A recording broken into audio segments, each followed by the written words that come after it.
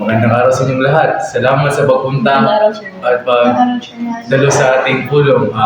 Bago tayo magsimula, magsitayo muna tayo lahat para sa pag-awit, sa pagkansang awit.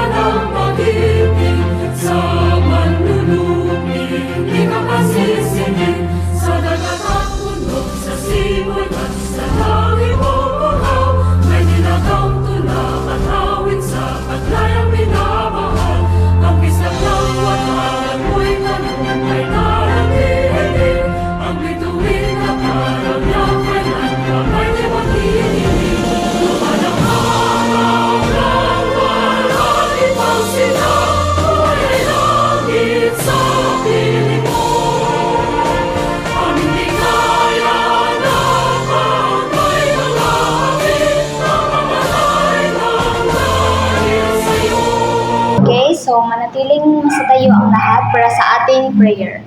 In the name of the Father, and of the Son, and of the Holy Spirit.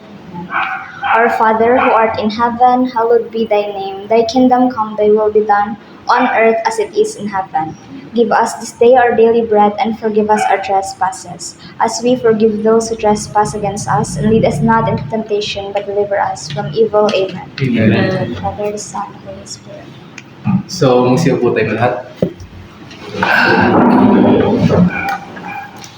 So, ngayon dito tayo para sa ating So, sa nagdaang pagpupulong natin ng ating mga grupo, ay tinalakay natin ang mga posibleng proyekto at gawain na ating isasagawa. Bawat miyembro ay nagbabahagi ng kanya-kanyang semester. So, ngayon ay pwede nating o maaari nating ipagpatuloy ang ating pagpupulong yun. Maraming salamat. Mari ka nang umupo. So, ating mga tatalakay ating agenda ngayon. Una ay pagpili natin sa ating mga SK activities, mga gagawin natin, at marami pang iba. Ikalawa ay ating Fiesta preparation. Lalo palapit ng ating Fiesta, kailangan natin maghanda para sa mga papalapit na aktibidad. Ikatlo ay budget allocation and task delegation for each activity. So, yun lang. Proceed na tayo. So, ano ba yung nakikita nyo na problema na dapat natin solusyonan para sa ating barangay? Ako, Chairman.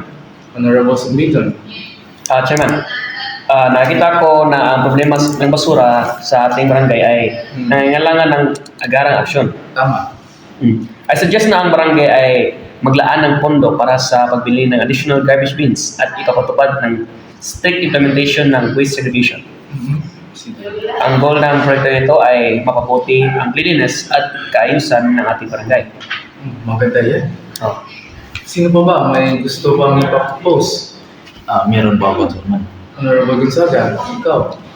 Ang aking idadagdag lang sa aking kaibigan si Honorable Sundilo ay maglaan din tayo ng pag-segregate ng mga basura at mga basurahan. Pwede man tayo maglagay ng mga basurahan, pwede itong mabubulok, di mabubulok at magagamit pa rin. At sa paraang ito, pwede itong maibsan ang problema ng basura ng ating barangay. Gusto ko yan. So, kano ba yung budget para sa gagawin na 15,000, Mr. Chairman, mula sa barangay fund para sa pagbili ng mga additional garbage bins at iba pang expenses sa project implementation. Yun yung mga material sa iyo. Sige. Maganda yan. So, Salamat po. may gusto pa ba? Yung iba? Baka may gusto pa kayo. Honorable Rector. Ang suggestion ko naman ay isang coastal cleanup. Simple lang ito, ngunit makakatulong tayo sa ating kalikasan at sa komunidad. Sa proyektong ito naman, mapapanatili natin malinis at ligtas ang ating dalampasigan, lalo na't ito ang pinagkukunan ng kabuhayan sa ating mga kabarangay. Yan ang po ang suggestion ko, Chairman. So, magkano ba yung budget para sa gagawin natin Yung estimate ko po, Chairman, is 30K, Chairman ko. Kaya ka ba? Kaya pa yan. May budget pa tayo galing sa barangay. Yung date pala. kailan natin yan gagawin? Ang proposed date ko po, Chairman, ay March 28 po sa susunod na taon po, Chairman. Ano, okay lang mo sa'yo? Ano, wala pa tayong buwan dyan? Pasensya na po, pero hindi po kasi kami available ngayon kay Chairman kasi may gagawin po kami, may pupuntahan po kami sa Tacloban Seminar. Pero sa Saturday po, available po kami. Pwede na yun, pwede na yun. Sige, ilagay mo dyan. Saturday, March or August. August 1. Opo. So, since ikaw na yung nag-propose dyan, so ikaw na kami ni-send dyan na. Yes, Ikaw na sir. bahala sa poster. So, may iba pa ba kayong gusto mo iparating? Honorable you. Ang ipopropose ko ngayon ay yung tree planting project po. As we all know, in our barangay, we lack of trees. So, magsigawa na tayo ng tree planting project at magtanim. So, kasi sa tingin ko, mahalaga na magtala tayo ng mga gawain ito upang maging kuan. Ay, so, ang say kuan. Si, ano? Ay, sorry. Alam mo kung gusto mo iparating na maging maganda yung barangay, sangayon kami dyan. Sa akin din ako dyan, sir. Sangayon kayo Sa akin sa kami, sa akin kami. So, So, ano pa? ang budget na Mm. isasuggest ko kinakailangan natin para sa proyektong ito is 5K po. 5K. So, Para sa mga materyales na kagaya ng seedlings, pala, gloves, at mga tubig. sige. Pwede rin tayo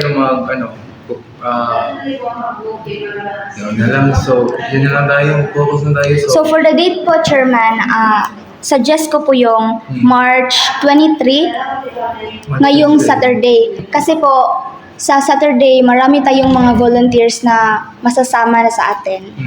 Sorry kasi wala yung estudyante sa klase. Gusto ko yan. Gusto ko maraming bata ang matuto.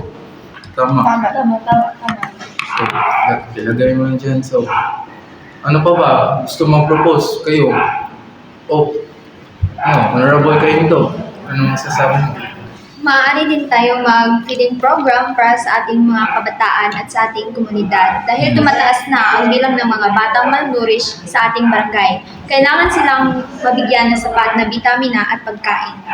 Ang proposed budget ko po dito ay 25,000 para sa pagkain, inumin at mga vitamins sa mga bata. So, ano yung budget? Ilan yung budget mo na? 25,000. 25,000. Meron ba tayong 25,000 dyan? Hihingi lang tayo sa mga kasama si Peter. So, pwede lang, upload tayo dyan. Pwede na yun. Okay? So, kailan yung pitcha na gagawin natin yan, yung feeding program? August 30 po. August 30? Check mo nga kung Pasensya na po, hindi po kasi available kasi, di ba sinabi mo kanina na feeding program? Pero sa tingin ko, wala pong masyadong mga bata dyan kasi school po, papasok po sa school. So, mas maganda kapag weekends ang muna tayo ng feeding program para maraming bata ang magpapakain natin. Okay lang mo sa inyo? Yes. Okay, sa media kasi. So, may gusto pa bang... ikaw. Honorable Pastoral. Ang institution ay pamahagi ng school supplies sa mga bata sa ating barangay. Then marami nakapasin sa atin na kulang ang kanilang mga gamit pang eskwela. At ang bibili lang natin ay ang papel, notebook, ballpen at pencil. Ang kakailanganing budget ay 30K. 30K. 30K. Pwede na yan. Pwede ba 30K? Pwede. Yeah, so, kailan yung pizza na gagawin yung distribution ng school supplies? Ang plano ko sana ay susunod ako kay April na August 30. Magsasama kayo. Magsasama para pagtapos ng feeding program, pwede bigyan ng school supplies. Okay, lagay mo lang dyan na ang ganda yung mga mga proposal. Believe ako sa inyo. So,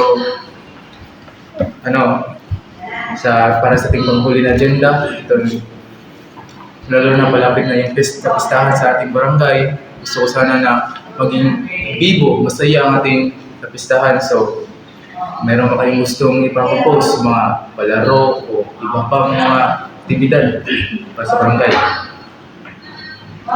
Sino muna sa inyo? Sino ito na lang? Mag-pick na lang tayo.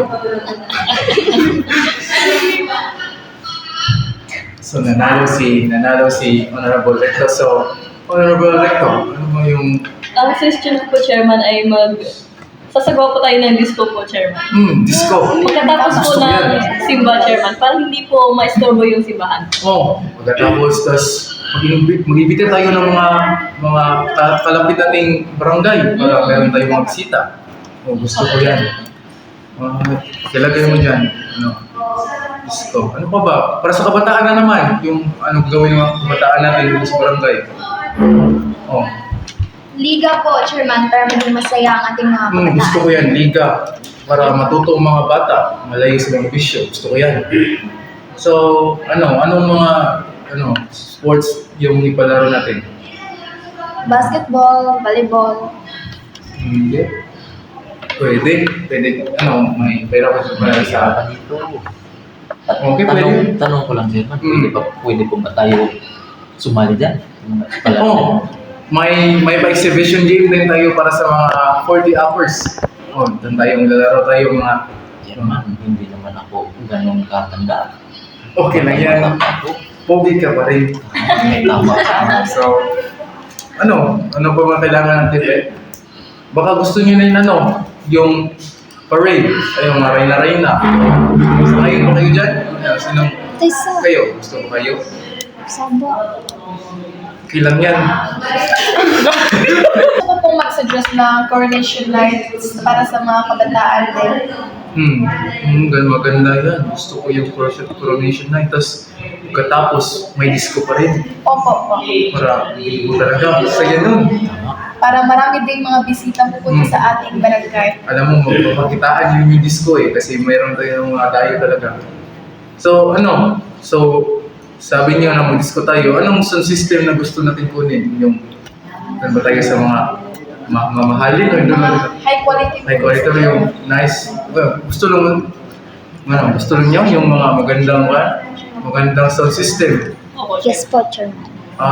Gusto ko lang i-suggest yung Shirime kasi malakas yung yung Yan. Maganda yan. So, ano yan dyan, Treasure, yung ating budget, kaya pa ba? May Kaya pa dito. Kaya talaga tayo. So, yun lamang siguro para sa aking pagpupulong. Salamat sa inyong pagdalo dito at ngayon magtapos na yung ating pagpupulong. Salamat sa inyong lahat. Salamat. Salamat. Salamat.